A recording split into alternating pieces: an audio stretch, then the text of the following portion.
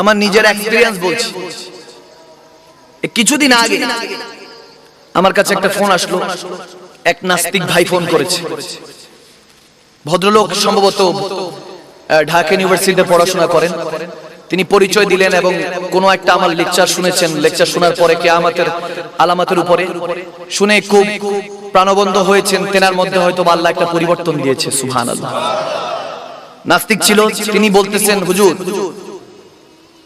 আপনারা যে নামাজটা পড়েন, ইবাদত বান্দি করেন, রোজা রাখেন, এগুলো কতটুকু ভিত্তি আছে, এটার কতটুকু দাম আছে? আমার কাছে ফোন করে বলছে সবই ভালো লাগে, আপনার কথাগুলি ভালো লাগে, লেকচারগুলি খুব ভালো লাগে, তাফসীর করেন ভালো লাগে, সবই শুনি, কিন্তু ইসলাম কি আদৌ একটা ধর্ম যে ধর্মের মধ্যে নাজাত আছে, মুক্তি আছে, জান্নাত জাহান্নাম কিছু একটা আছে, এটা কি আদৌ আছে? আমি বললাম ঠিক আছে, ইসলামটা কতটুকু দামি, মুসলমান হিসাবে আমরা কতটুকু দামি, এটা যদি আপনি বুঝতে পারেন তাহলে আমি শুধু আপনার কাছে 4টা কোশ্চেন করব। 4 কোশ্চেন ফর ইউ, 4 কোশ্চেন। আমি আপনাকে 4টা প্রশ্ন করব। আপনার কাছে যদি এই 4টা প্রশ্ন ভালো লাগে, আপনি কালমা পড়ে মুসলমান হবেন। সুবহানাল্লাহ বলবেন না? যেহেতু শিক্ষিত এডুকেটেড পারসন, আমি বললাম 4টা প্রশ্ন আমি শুনেন, শোনার পরে আপনি আমাকে একটু প্রশ্নগুলির উত্তর দিবেন। আমাকে বলেন, আপনি যে ইসলামটা মাজাক মনে করছেন, শুধু 4টা জিনিস, এই 4টা প্রশ্নের মধ্যে একটু গভীর খেয়াল করুন। যদি আপনার ভালো লাগে আপনি ইসলাম গ্রহণ করবেন। আমি তেনাকে প্রথম প্রশ্নটা করলাম যে এমন জিনিস যেটা বান্দা দেখে আল্লাহ দেখে না, বলতে পারবেন কি? অলমাইটি দেখে না, বান্দা দেখে, কিন্তু আল্লাহ তাবারক ওয়া তাআলা প্রভু ক্রিয়েটর দেখে না, এটা কি? বলছে জানি না। আমি বললাম আচ্ছা ঠিক আছে, সেকেন্ড কোশ্চেন বলুন তো, এমন কিছু যেটা বান্দার কাছে আছে কিন্তু আল্লাহর কাছে নেই। সুবহানাল্লাহ বলেন। বান্দার কাছে আছে কিন্তু আল্লাহর কাছে নেই। তো তিনি নাস্তিক অসত্য বলতেছে, কি বলেন, যদি আল্লাহ অলমাইটি বলে কেউ থেকে থাকেন, তেনার কাছে আবার এমন কিছু নাই থাকবে কিভাবে? কিন্তু সবই থাকে। আমি বললাম না, উনি কি না, আল্লাহ কেমন, আল্লাহর কাছে কি আছে কি নাই, এগুলো প্রশ্ন পরে, আমি যেটা বলছি সেটা বলেন। আমি প্রথম প্রশ্ন করেছি যে এমন কি জিনিস আছে যেটা বান্দার কাছে আছে কিন্তু আল্লাহর কাছে নেই, আবার এমন কি বান্দা দেখতে পায় কিন্তু আল্লাহ দেখতে পায় না, এমন কি জিনিস? বলতে সেটা তো পারি না। তারপর থার্ড বললাম যে বলেন, বান্দার কাছে আসবেই কিন্তু আল্লাহর কাছে কখনো এই জিনিসটা আসবে না, এমন কি জিনিস আছে? বলে জানি না।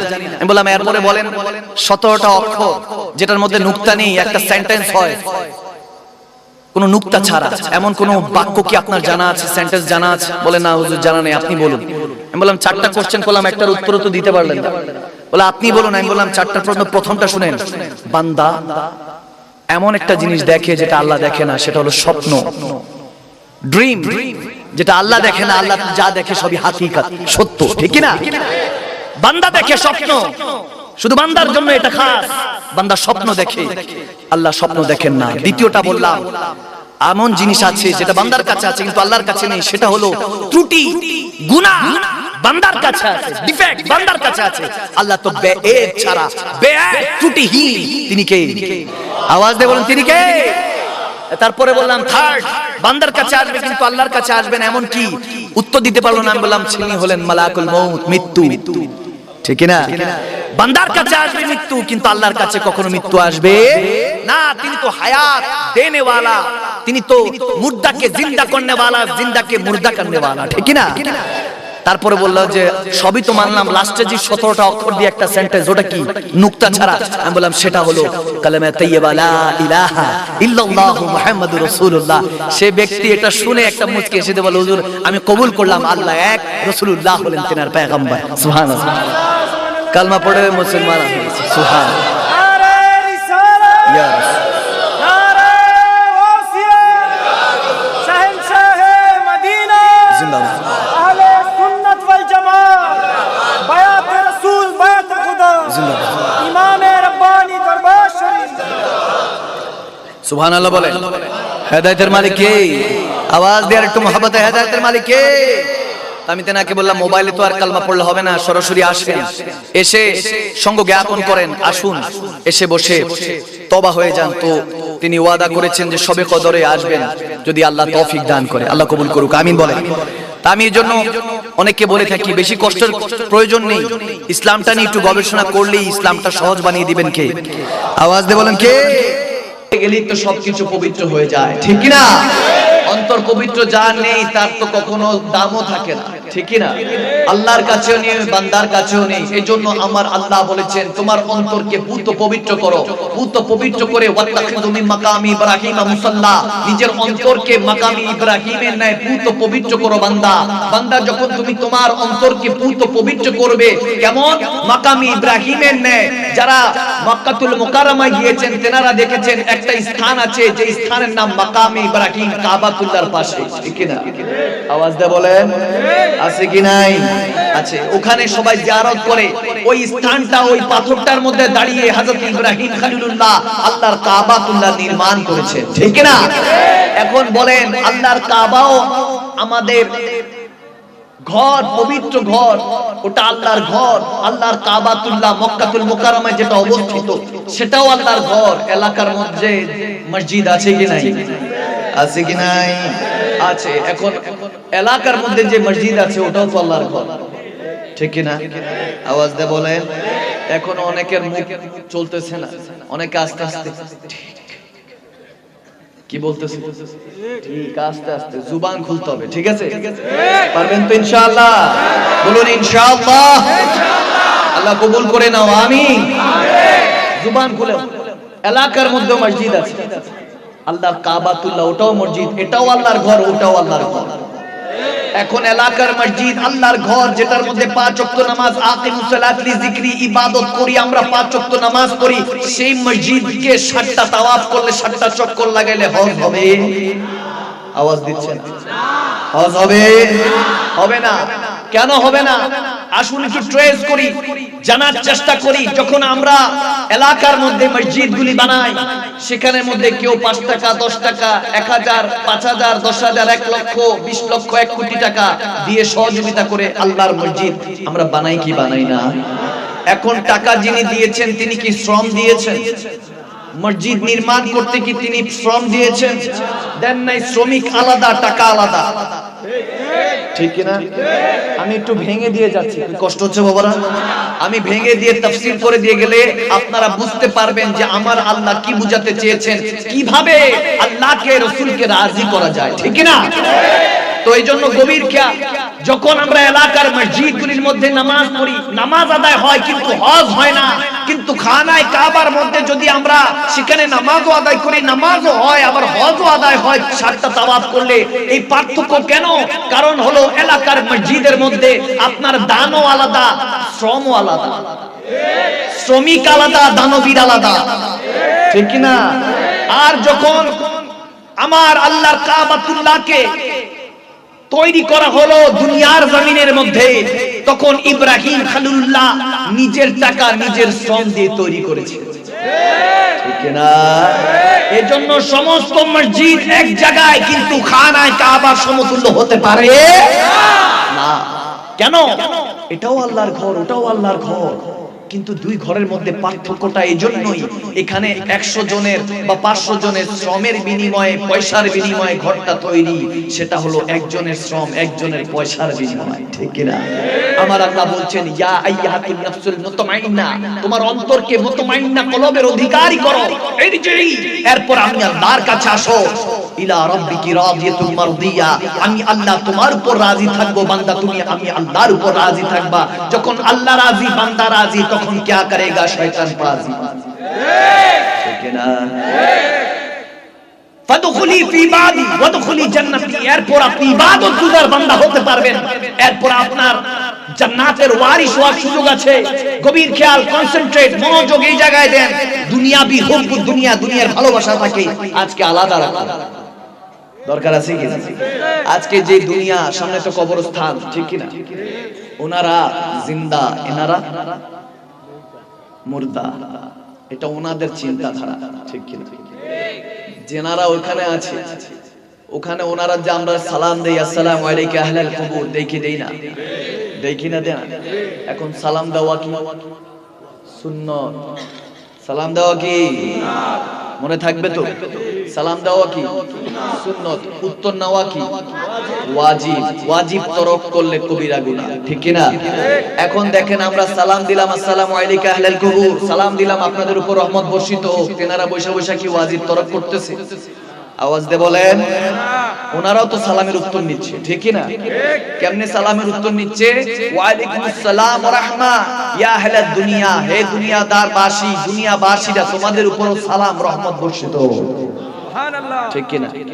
আমাদেরটা তেনারা শুনেন, তেনাদেরটা আমরা শুনি না, কারণ আমাদের অন্তর হলো অপবিত্র। আওয়াজ দেন না কেন মুসলমান? আওয়াজে খারাপ লাগছে? আওয়াজ খারাপ লাগছে?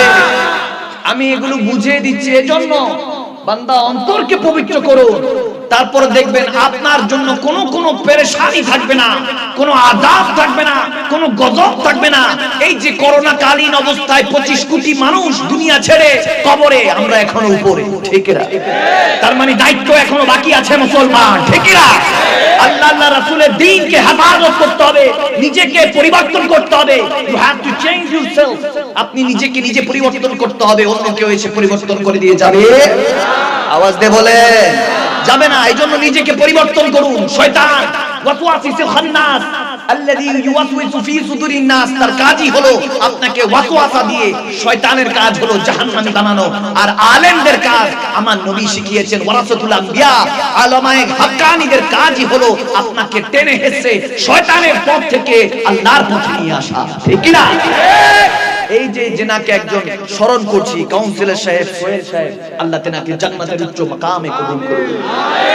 তিনি নিশ্চয়ই কোনো না কোনো কাজ করেছেন, যার কারণে আজকে তাকে 10 জন স্মরণ করছে, ঠিক না? ঠিক না? আমার আল্লাহ বলেছেন ফাসকুরনি আযকুরুকুম।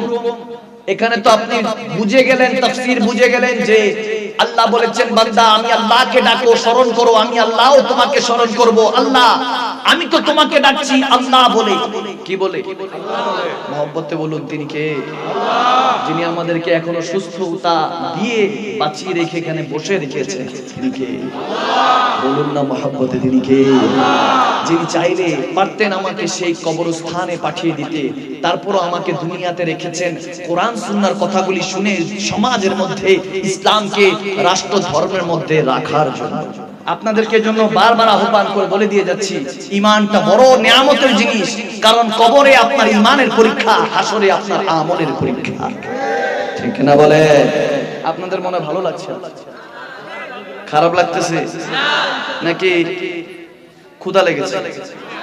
ক্ষুধা লেগেছে? হ্যাঁ, আলহামদুলিল্লাহ পড়ুন। ঘন্টাখানিক তাফসীর করছি, কি খারাপ লাগছে? ঘন্টাখানিক হয়ে গেছে, টেরও পাইনি। তার মানে আল্লাহ রাসূলের প্রেমে ডুব দিলে খবর থাকে না, ঠিক না? কারণ লাভ ইজ ব্লাইন্ড, ভালোবাসা হলো অন্ধ, ঠিক না? ভালোবাসা অন্ধ, ভালোবাসা বয়রা। তুমি যখন রাসূলকে ভালোবাসো, আল্লাহকে ভালোবাসো, তাহলে তুমি অন্ধ, তুমি বয়রা। আওয়াজ দেয় না মুসলমান? আওয়াজ দিতে হবে, ঠিক না? বলো। যখন আমি আল্লাহ রাসূলকে ভালোবাসি, আমি আর কাউকে চিনি না, এটা হলো ভালোবাসা, ঠিক না? আচ্ছা, একটু एग्जांपल দিব। আচ্ছা আসুন, ধরেন আপনি আপনার ফ্রেন্ড, বেস্ট ফ্রেন্ডকে নিয়ে, যেহেতু ইয়ং জেনারেশন ভাই বাবারা, আমি গুনাহগারকে বেশি শুনি, তাদের কথার জন্য একটু বলতেছি। ধরেন আপনি আপনার বেস্ট ফ্রেন্ড, দেখেন মার আগে বেস্ট লাগায় না, বাবার আগে বেস্ট লাগায় না, ভাইয়ের আগে বোনের আগে বেস্ট লাগে না, বন্ধুর আগে লাগায় তুই আমার বেস্ট ফ্রেন্ড, ঠিক না?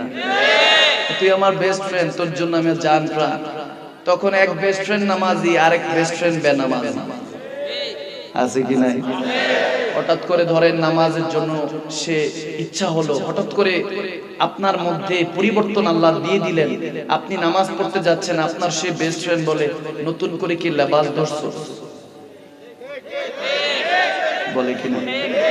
আমার কাছে এগুলো প্রায় ফোন আসে, বলে হুজুর আমি নতুন করে 4-5 দিন হচ্ছে ইবাদত করছি, বিদায় আমি যখন ইবাদত করছি এবং অন্যকে আহ্বান করছি যে চলুন নামাজটা আদায় করে নিই, আমার আল্লাহ হাইয়া আলাস সালাহ বলে মুয়াজ্জিনের মাধ্যমে ডাকতেছে, ঠিক না? একবার নয়, দুইবার নয়, তিনবার নয়, চারবার নয়, 5 বার, ঠিক না? আমার আল্লাহ বারবার ডাকতে থাকেন, ও বান্দা আসো, আমার কাছে আসো, ঠিক কি? তোমার মা তোমাকে ছেড়ে দিবে, তোমার বাবা তোমাকে ছেড়ে দিবে, তোমার বন্ধু, তোমার বান্ধবী, তোমার স্ত্রী, তোমার সন্তান তোমাকে ছেড়ে দিবে। যখন সমস্ত দরজাগুলি তোমার বন্ধ, তখন আমি আল্লাহর দরজাটা তোমার জন্য খোলা। ঠিক না? ঠিক না? হাইয়া আলাস সালাহ বলে আল্লাহ ডাকছে। এখন এক বন্ধু নামাজে যায়, আমার কাছে ফোন আসে, হুজুর আমার বেস্ট ফ্রেন্ড বলে নতুন করে লেবাস ধরছোস, টুপি ধরছোস, আগে দেখতাম সিপাই গিয়ে কি জানি সুকটান দিতি, আছে কি নাই? মানুষটা যখন পরিবর্তন হয়েছে, আপনি তাকে অ্যাপ্রিশিয়েট করতে হবে, ঠিক না? আপনাকে অ্যাপ্রিশিয়েট করতে হবে যে বন্ধু তুমি কেমনে পরিবর্তন হলা, কি শুনে সেই কথাটা আমাকেও শুনিও, ঠিক না? কোরআনের কোন আয়াত, হাদিসের কোন বাণী, কোন জুবানি, কোন প্রেমের আলাপ তোমার আল্লাহর পক্ষ থেকে তোমার কান পর্যন্ত, তোমার কান থেকে ব্রেন পর্যন্ত, ব্রেন থেকে দিল পর্যন্ত পৌঁছে দিয়েছেন আল্লাহ সুবহানাল্লাহ। বন্ধু আমাকে জানাও, উল্টা কয় তুই একটা বেশি নামাজি গিরে দেখাস, আছে কি না? আবার যদি কেউ ধরেন হঠাৎ করে সুদ ঘুষ ছেড়ে দিল, যে আর সুদ ঘুষ খাবো না, যেই বাবা মা, যেই বাবা কিংবা মা কালেক্টর হোক বা যে সে যেই পদের অবস্থায় থাকুক, ভালো উচ্চ মাকামে থাকুক, সে অবস্থায় থাকার পর তিনি যদি নিয়ত করেন সুদ ঘুষ আমার নবী বলেছেন হারাম, হারাম কি না? হারাম, নেওয়াও হারাম, দেওয়াও হারাম, ঠিক না? এখন এরকম অবস্থা থেকে যদি কেউ ফিরে আসে, তাকে তো আমি অ্যাপ্রিশিয়েট করব, স্বাগতম জানাবো, মোবারকবাদ দেব, ঠিক না? আমি যদি তাকে বলি আরে আগে নিছো এখন নাও না, কি হইছে? চলবে? এদেরকে তালাক দিতে হবে, ঠিক না? যারা আপনাকে আপনার সিরাতুল মুস্তাকিম স্ট্রেইট পাথ, যেখানে আমরা প্রত্যেক দিন আল্লাহর কাছে বলতেছি ইয়া আল্লাহ almighty please guide us to straight path, সিরাতুল মুস্তাকিম ইহদিনা, আল্লাহ দেখাও যেই পথে চললে তোমাকে পাবো, ঠিক না? সেই পথের তালাশ যে আল্লাহর কাছে করি, সে আল্লাহ যদি আমাকে হেদায়েত দেয়, যদি কেউ আটকায়, তাদেরকে আমরা চিনি না, তাদের সাথে আর কোনো সম্পর্ক থাকতে পারে। তুমি যখন আমার আল্লাহ না, তুমি যখন আমার নবীর না, তুমি কারোই না, তুমি আমারও না। কখনো যদি প্রশ্ন করেন এই হাত, এই চোখ, এই চেহারা, এই টুপি, এই লেবাস সবই তো আমার, আওয়াজ করে না কেন? আমার মনে হয় বাবাদের খারাপ লাগছে, খারাপ লাগছে। এই হাত কার? আওয়াজ দেন। হাত, এই চোখ, এই চেহারা, এই লেবাস, এই সব কিছু আমার চলা, আমার ফেরা, আমার স্ত্রী, আমার সন্তান, আমার মা, আমার বাবা, আমার ব্যাংক ব্যালেন্স, আমার টাকা পয়সা, আমার সবকিছু, আমার হারাম, আমার হালাল, সত্য মিথ্যা যত কিছু আছে সবই তো আমার, আমি কার? সুবহানাল্লাহ বলে। কে বললো কেউ আমার বাবা? মারহাবা বলেন, মারহাবা। যারা বুঝতে পারছে তাদেরকে মারহাবা, ঠিক কি না? আমি কার? মাল্লাহু মাওলা ফালাহুল কুল্লু, ঠিক কি না? আমার আল্লাহ বলেন যে আমার সবকিছু তার হয়ে যায়, সুবহানাল্লাহ, যে আমি আল্লাহর হয়ে যায়, সবকিছু তার হয়ে যায়, সুবহানাল্লাহ, সবকিছু আমার, কিন্তু আমি হলাম আমার নবীর, আমার আল্লাহর, ঠিক কি না? এই সুন্দর ফুল, সুন্দর ফলা, মিঠা নদীর পানি, খোদা তোমার মেহেরবানি, খোদা তোমার মেহেরবানি, তুমি কতই দিলে রতন, ভাই বেরাদার পুত্র স্বজন, ঠিক আছে? তুমি কতই দিলে রতন, ভাই বেরাদার পুত্র স্বজন, ক্ষুধা পেলে অন্ন জোড়া, মানি চাই না মানি, খোদা তোমার মেহেরবানি, খোদা তোমার মেহেরবানি। পড়ুন, এই সুন্দর ফুল, সুন্দর ফলা, মিঠা নদীর পানি, খোদা তোমার মেহেরবানি, খোদা তোমার মেহেরবানি, খোদা তোমার হুকুম তরক করি আমি প্রতি পাই, তবু আলো দিয়ে বাতাস দিয়ে বাঁচায় বান্দা, ঠিক না? তোমার হুকুম তরক করি আমি প্রতি পাই তবু আলো দিয়ে বাতাস দিয়ে বাঁচাই বান্দা আর শ্রেষ্ঠ নবী দিলে মরে পরিয়ে নিতে রোজ হাসরে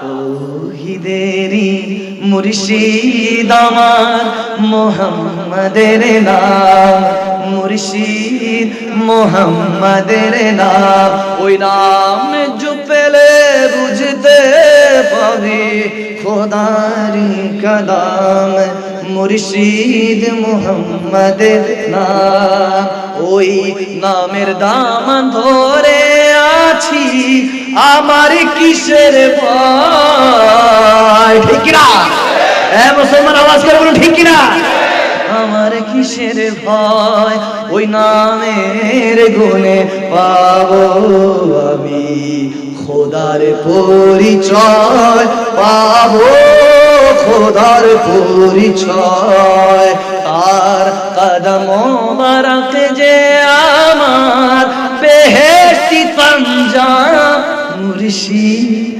মোহাম্মদের নাম মুর্শিদ মোহাম্মদের নাম আর শ্রেষ্ঠ নবী দিলে মরে পরিয়ে নিতে রোজ হাসরে পথ না ভুলি তাই তো দিলে পাক কোরআনের বাণী খোদা তোমার মেহেরবান সবাই খোদা তোমার মেহেরবানি এই সুন্দর ফুল সুন্দর ফলার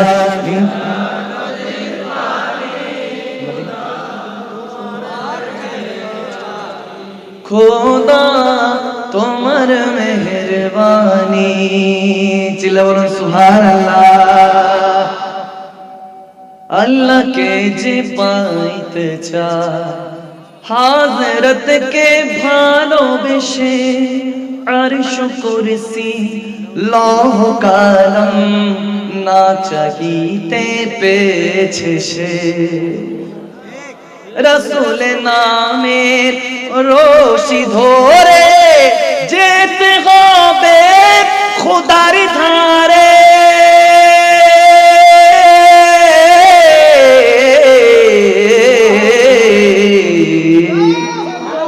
रसूल नामे रोशी धोरे जेते होबे खुदार धारे नदी तरंगे जे पड़ेছে भाई दुरियाते से अपने मिशे हाजरत के भालोबेशे सबाई हाजरत के अर्श कुर्सी लौह कलम अर्श कुर्सी लौह कलम ना चाहिते पेछे से हाजरत के भालोबेशे क्लास 8 पास की पास आवाज दे बोलুন ক্লাস কি পাস আমাদের কাজী নজরুল ইসলাম ঠিক কি না আল্লাহ জান্নাতের উচ্চ মাকামে কবুল করুক আমিন বলে নিঃসন্দেহে আশিক রাসূল ছিলেন 8 পাস করেছেন দুঃখু মিয়া কাজী নজরুল ইসলাম কিন্তু তেনাকে নিয়ে এখন ঢাকার মধ্যে পিএইচডি হয় ঠিক কি না ঢাকা ইউনিভার্সিটিতে এজন্য বললাম আশিক রাসূল হলে ইজ্জতটা বাড়িয়ে দেয় কে আওয়াজ দে বলেন কে মদিনার আকা শুনো মোর ব্যথা মদিনার আকা শুনো মোর ব্যথা